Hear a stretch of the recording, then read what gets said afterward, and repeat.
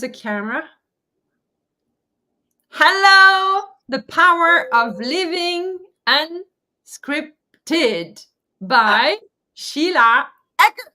Woo! Woo! Welcome, Sheila. Sheila, show it to us. Like, take the time. Like, let's look at it. The power of living unscripted. Reclaim creative control of your life. And this is you. And then can you show the back? Let's really take the time, because that baby was a mega project, right, Sheila? It was a labor of love. So welcome to the Stepping into the Light show, because I want to really profile women entrepreneurs like you who are the full expression of what it means to become visible to yourself in order to become visible to others, including your clients, but people who are in your world around you. So Sheila, you are for me like the pure like prototype of wow, she did it. So Yeah, it was a big transformation. yes, and Sheila, can we just deep dive into the story of, not only you did the inner work and everything, but literally it has a very physical, geographical impact on you. Tell us the Right. story of, what is the kind of tangible, the most tangible results before the book? What happened when you turn your life around? Yeah, so one of the stories in the book is in January of 2018. I visited LA for the first time to visit my friend who had just moved here from Northern California. And I was living in New Jersey at the time. I've lived in mostly New York or within an hour of New York City my entire life. And at the time I was living in New Jersey, my job was in New Jersey. I was married to a man whose job was in New Jersey. My children were there. And I came to visit my friend. She had a doctor's appointment one day and she said, I'm going to drop you off on Montana so you don't have to sit in the doctor's office. So I have no idea what's Montana, and so Montana Avenue is this beautiful avenue in Santa Monica that ends at a park filled with palm trees and overlooking the Pacific Ocean. And I stood there, and this is in my late 50s. So this is when I say I lived my entire life in New York, I lived a lot of years there. And I just had this knowing that I was going to live there. It was like, I'm going to live here. And it was the first time that I got a knowing like that and just enjoyed it. And I didn't do anything about it. I didn't go home and look at real estate listings or jobs or anything. And 3 years later, I moved to Santa Monica. And the story of how I got there. So yes, there are a lot of physical moves in my story. But a big part of that was the internal work that I did that then manifested in this completely different external life. So, okay. So for someone who is like, what is she talking about? She's doing internal stuff and then she moves to the other side of the country. So, yeah. So, I would love and I don't want you to tell exactly everything that is in the book, right? But what I would love, as a source of inspiration for people who's going to be watching the interview, I would love to, if you can describe that moment that you were in the West Coast in the United States and you had no intention of living there, but then you were there and you felt that thing that said, this is where I live. No idea of how does it feel? Like, how can you recognize when you know that you know, then you know, like, can you describe that? That is such a good question. And I think that what I found, and probably most other people find, is that I have gotten those knowings before in my life where I just had a picture of something and was like, wouldn't it be great? Like before I had children and I saw my friends making the decision to either give up their career and be a stay-at-home mom full time, or working full time and hiring nannies to take care of their children or daycare. And at that time I remember thinking, ooh, I really like it's kind of like this. It's like, wow, I don't think being a stay-at-home mom would actually work for me full time. And I also don't think I would be happy, having my babies and not spending more time with them. And at the time, I had no idea like how that would happen. So it's just kind of this like, huh, like, and not this like neediness and clingy, and I have to figure out how to do it, but just like, huh. And at that time, this was in the 90s. So I had my first daughter in 1993. And flexible work arrangements did not exist at the time. And I had taken a leave of absence from my job to help my husband in his office. My manager calls me to say, the person who took your role is pregnant and she wants to come back part-time in January. Would you be willing to job share and work part-time? And at the time, I wasn't pregnant, but I was like, oh, okay. So I said yes. And in the interim between, I think that was October and January, I became pregnant with my first child.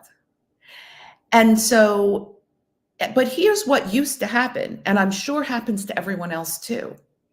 You write it off to coincidence, right? Just, or luck. Oh, I'm so fortunate. I'm so lucky. It's coincidence.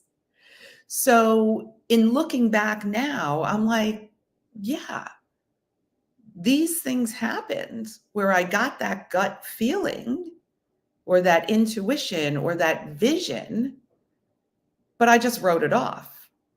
And so that's what's the hard thing to describe. And of course, as you know, also doing mindset work, people are always asking me, like, how do you do it? How do you create your reality with one thought? That's the biggest question I get.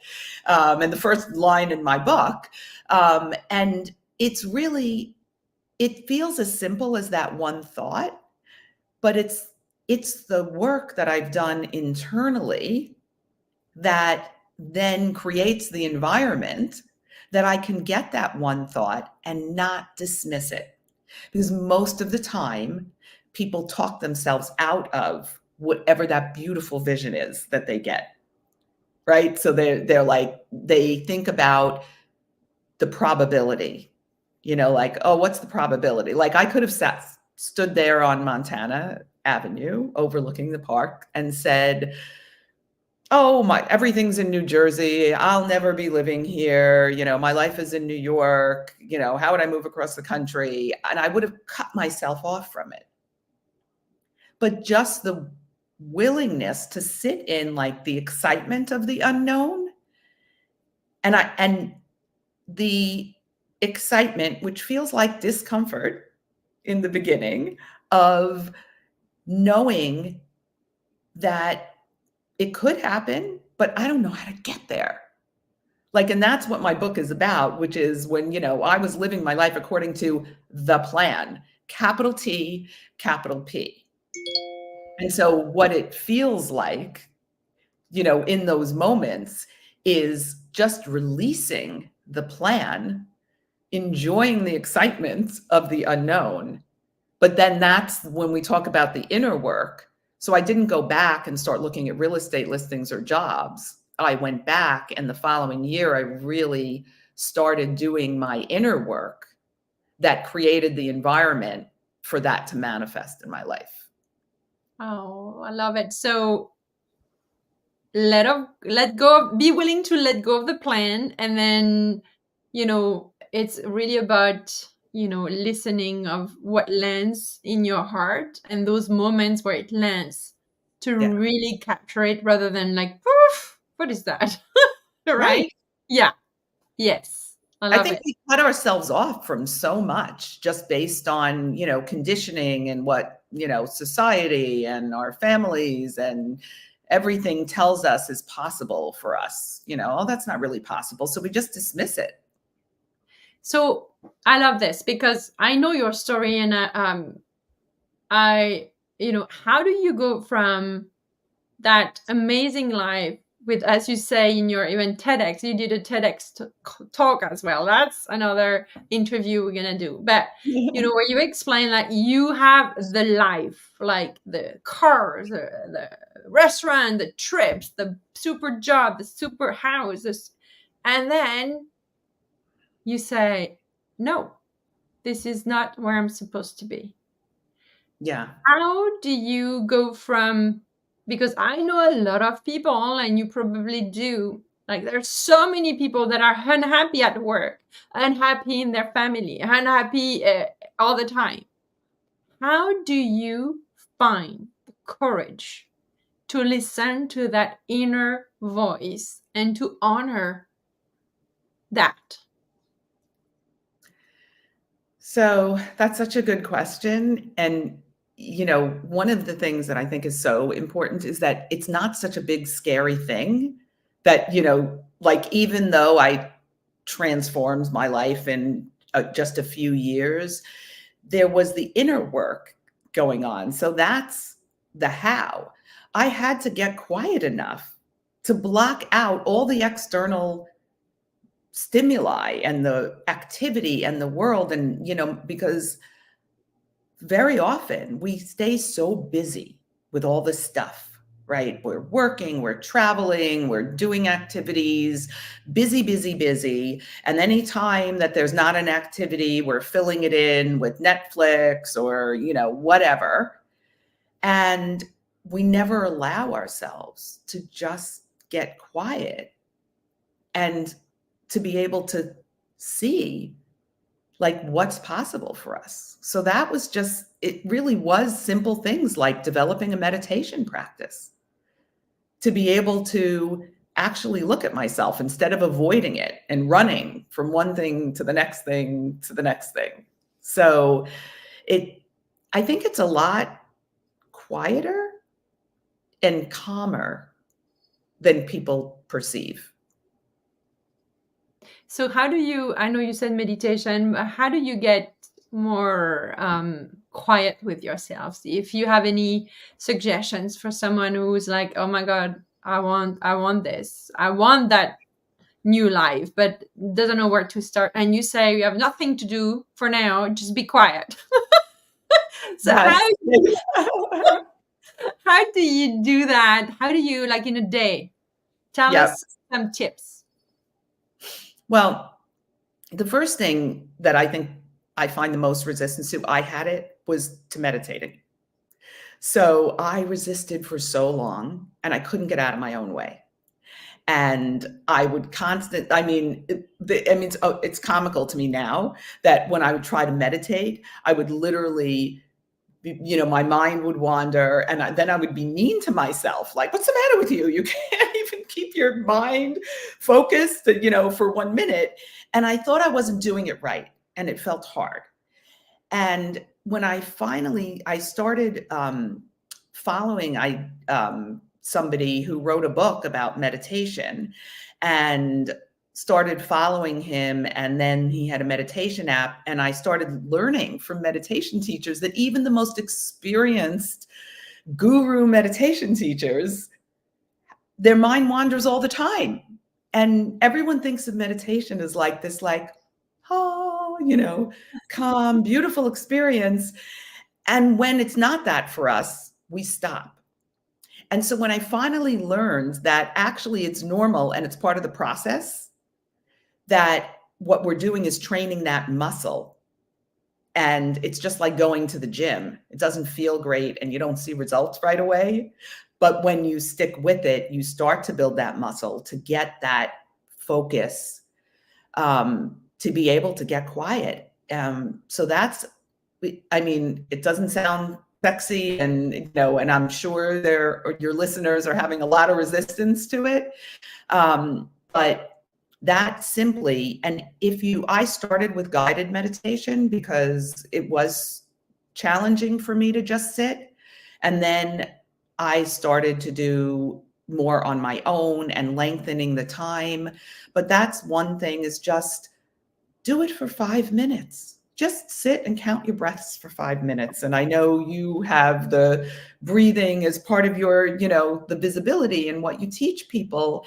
And I think that that's, demystifying, making it simple. It is not sitting for hours a day, with your legs crossed and, feeling uncomfortable. And then there are other practices that people have. It's really regulating your nervous system, right? And so it could be grounding, putting your feet in the grass, walk outside barefoot with your feet in the grass. Or I'm fortunate enough to be able to do that at the beach with my feet in the sand and the water every day. Whatever works for you, but just to have some time to pause the stimulus from the outside environment. That's the best way to connect with your inner wisdom. And it's there. It's there for every single one of you. I guarantee it. And for every one of your listeners that's listening to this and going, oh, not for me, I guarantee it. I was the most resistant person. I would literally beat myself up over how bad I was at it. And now it's become my most important tool, because it's the beginning of everything, right? It's the self-awareness. So then I can examine my beliefs and my thoughts and reprogram my mind to look at possibilities instead of blocking myself with what's the probability, and oh, that'll never happen. Which is a great segue for my next question, the power of imperfection. How has, because what you've been doing is really to be more authentic to who you are, more and more every day, every year. And that level of authentic self, right, requires to let go of perfections and allowing imperfections, not knowing. And how did that impacted your connection with your audience, for example, that you're building right now, for the clients you serve, the people who are reading your book, and all those people that you are coming around you, that you're gathering? How did that really impact it? It was one of my biggest challenges, because for people who don't know it, perfectionism is a trauma response. It's an adaptive behavior. So I spent most of my life being perfect to avoid being attacked, because I experienced childhood bullying. And so for me, that desire to look so perfect, and it's funny because my closest friend from childhood, since we were 5 years old, read my book. And she said, oh my God, Sheila, I never knew. And I said, don't feel bad. A, I never knew. And B, I was really good at it. I was so good at creating this image. It was look perfect and act perfect. And it was so constricting and exhausting for me that I wasn't connecting with people authentically, which is exactly the thing that I wanted to do.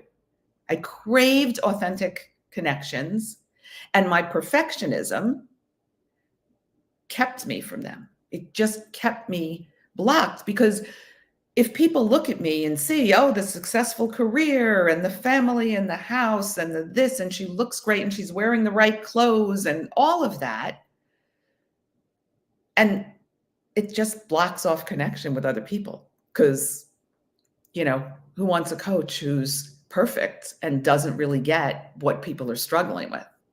And when I was able to be more vulnerable and imperfect, and the book was a big part of really pushing that one over the finish line.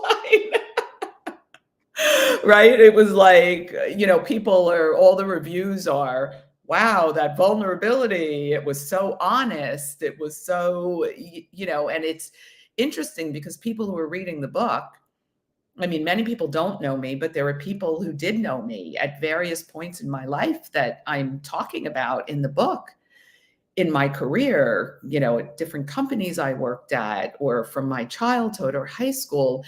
And people are surprised. And also, one of the most important connections is with my daughters. And my older daughter gave a toast at my party on Tuesday. And she shared a conversation that the two of us had just this past December, where she was having a reaction to my being fully expressed, because that my children never saw me cry. I thought I had to be perfect and have it all together for them. And I didn't realize what a disservice I was doing to them as well, not showing how I dealt with the challenges and putting on that perfect face. And now that I am more expressive, it made her uncomfortable at first, right? That was our mother, our rock. And that was my identity. I was the rock for everyone, keeping it all together and steady and strong and looking good while I'm doing it, never even visually look like I'm losing it. And so it's so interesting to see how, even with my daughters, that perfectionism of wanting to show that perfect person who had it all together wasn't serving them, and how much more genuine the connection becomes when we drop that perfection, and how energizing it is, right? To just not be spending all that energy trying to be perfect all the time. And I love your point here, because and that's when, there is no surprise behind the fact that you're becoming more visible online right now, because you are so liberated from that mask, from that you don't have to be someone else anymore. Yeah. And that is huge. Yeah. So whoever is watching the replay, I see some people here. I really appreciate you to be here, and Sheila's message is really, really important. So my invitation is, without judging anything, maybe, if you can get quiet, to see where you're hiding from yourself. Because when you are becoming aware of this is the beginning of a life on steroid, where you feel alive, joyful, even when sad things happen around you. You have that life force in you that you cannot only discover when you do that work. So where are you hiding? And then after that, find the courage to show yourself that you are here behind the curtains, right? Well, that's the thing everybody talks about, but the new year, new you, become a different person. It's not a different person. It's you without the curtains and the filters. Yeah, I love this, Sheila. So now that you've been doing this, and then so not only you've been in the inner work, but you moved like thousands of kilometers from home, and now you have that every morning you live in your dreams, you see the water, you're at the beach with Penny, your dog, you write the book, you do the TEDx, and then you're having those conversations you probably would never have had, even with your daughter, right? Mm-hmm. About what it is to be you. So how do you think this exercise of vulnerability / connection with others, because this is how we connect, is by, I always say, sharing our scars, not our bleeding wounds, but our scars. They are our badge of honor. We've done that and we are out of it now, and we know we're wiser now. We know better, right? So, and now you're the guide for other women leaders who are into that wheel, hamster wheel, or feel frustrated, or so how do you think this exercise of vulnerability / connections with the book, with the TEDx, and now you show up every day on social media, how does that's going to help you impact the people you want to impact? What can you observe right now that you see is happening that you didn't expect to happen?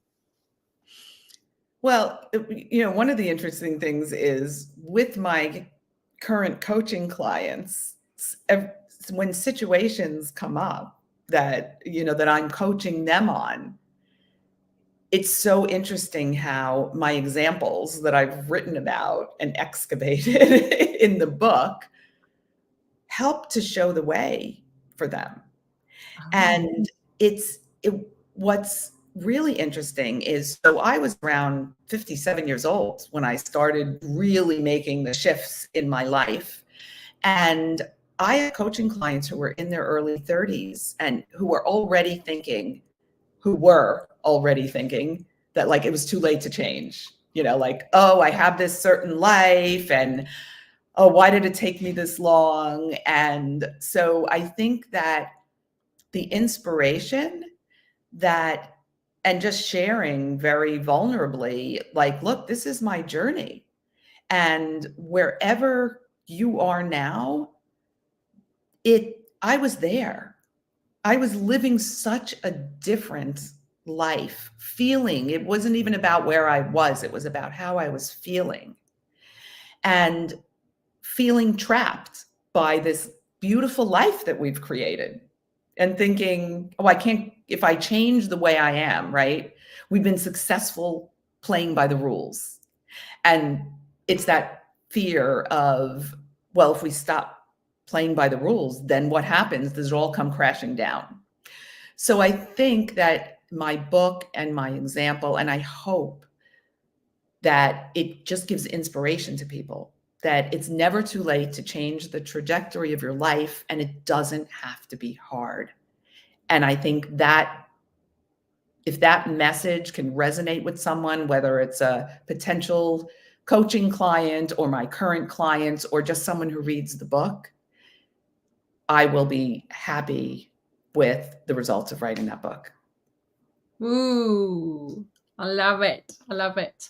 So how would you say that, how did you overcome or that fear of becoming visible to that level of visibility? I know you and we talked about it many times, those moments were like, what? We're gonna talk about this, really? So what helps you really, what was number one, the biggest blockage, with that? And then how did you overcome it? And what was the process for you to help you go and embrace it and go through it? Well, first of all, I think going back to the perfectionism, that was absolutely the biggest block. I've never done this before. I don't know how to do it. It feels awkward.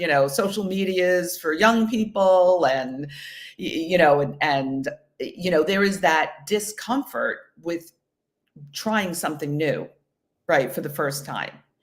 And before I made this shift to being truly visible in the way that you talk about it in your work, in your book, I was showing up on social media, but in a much more scripted way, right? And so, and not as vulnerable and or going live or doing videos on the beach in the morning before I even combed my hair, like that kind of thing.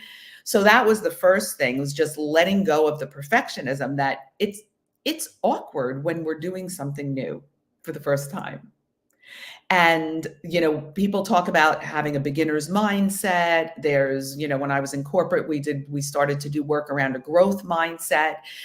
And that is really about like letting go of having to look like you have it all together. Like, the first time you go live, it's awkward, it might not be perfect. And so that was a big part of it, was just letting go of that need to be perfect, and which was about how I feel about myself, right? And letting go of the need for other people's approval. So like, it's okay if I like mess up, that my body is not saying to me, oh, you're going to die, basically, because you'll be so embarrassed or you'll be attacked or whatever. So letting go of that, absolutely number one. And then the second thing is just taking small steps, like taking baby steps and giving your system proof that it's safe, right? So it's not like a huge big thing where I'm going live with thousands of people the first time. I mean, I think last week or earlier this week, I was just walking on the beach with Penny in the morning, and I was on Instagram, and I'm like, I'm going to click live. And I just went live. It wasn't announced. It wasn't anything. It was like, I don't know, let me see. And somebody that I know who lives in Seattle joins. And I was like, oh my God. That's awesome. It wasn't planned. It wasn't long. So I think just taking small steps to give your system proof and your mind proof that it's safe.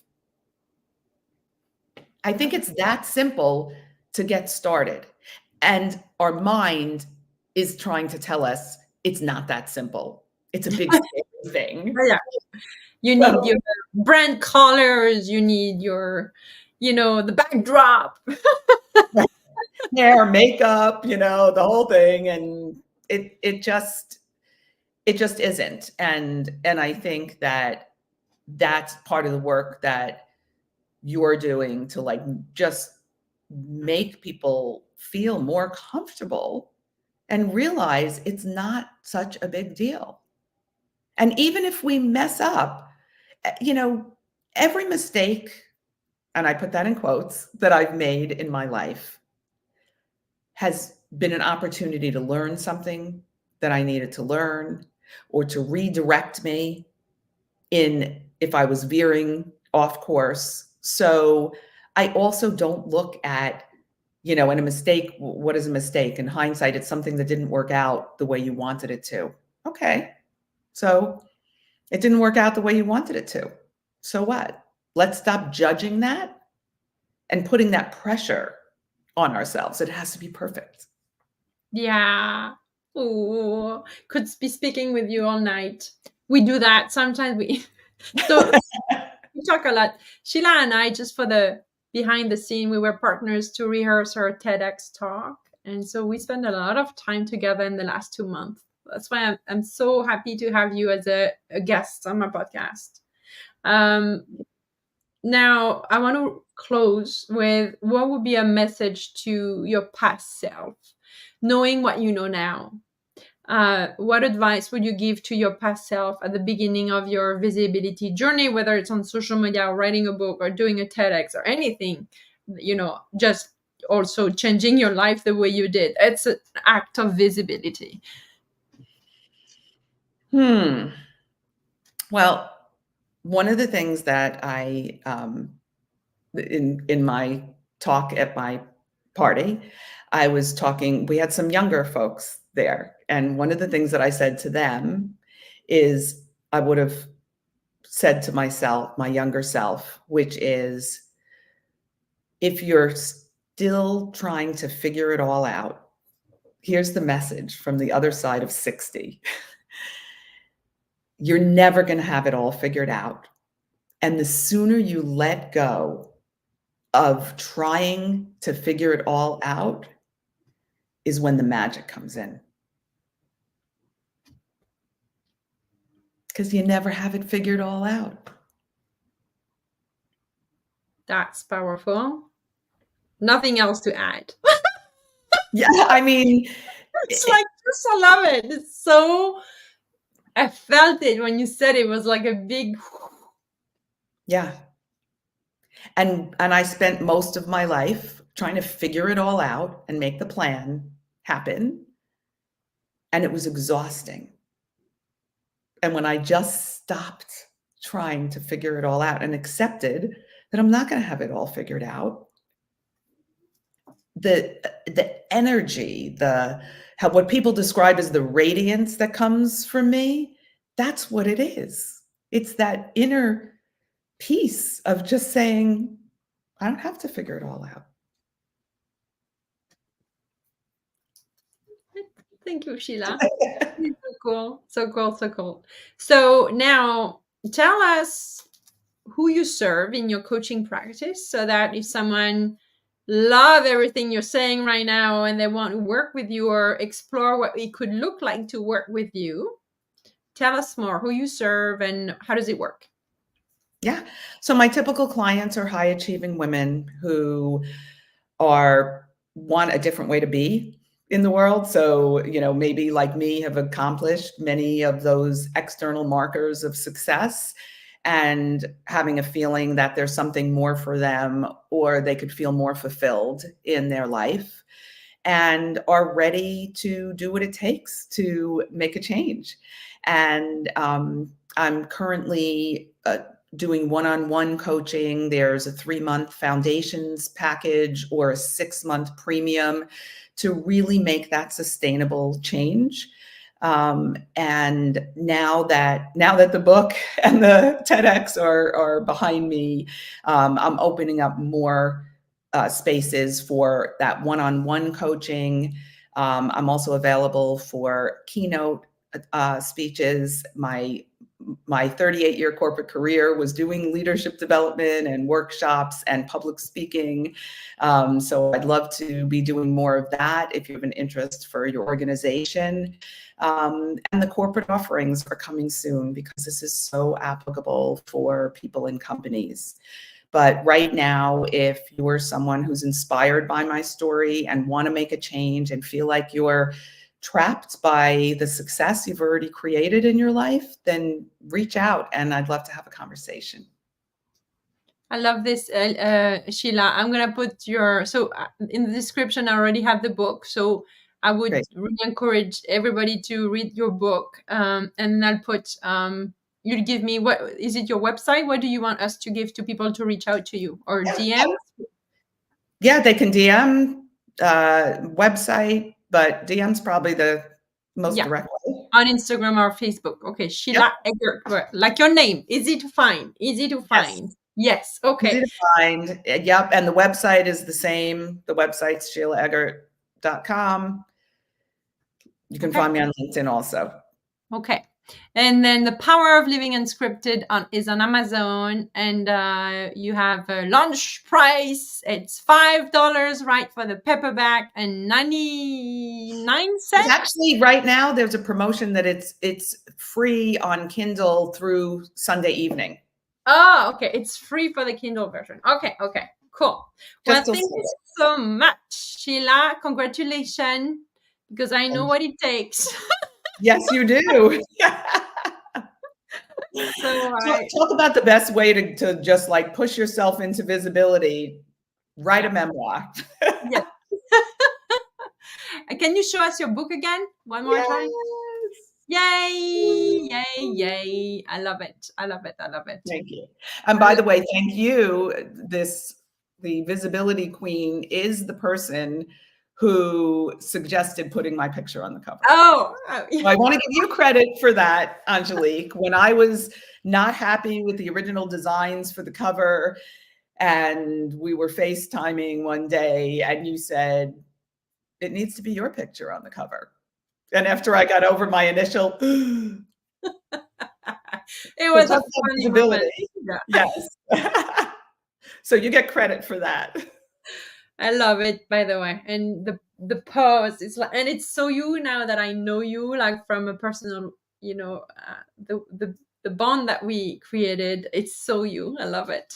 Yes. Okay. Well, Sheila, thank you so much. And then if you're watching the replay and you wonder where is Sheila, if you cannot find her for whatever reason, but I mean, it's her name everywhere. So reach out, okay? And then I'll put you in touch with Sheila. And then thank you beaucoup. Thank you. Yeah. Ciao. Bye-bye. Bye.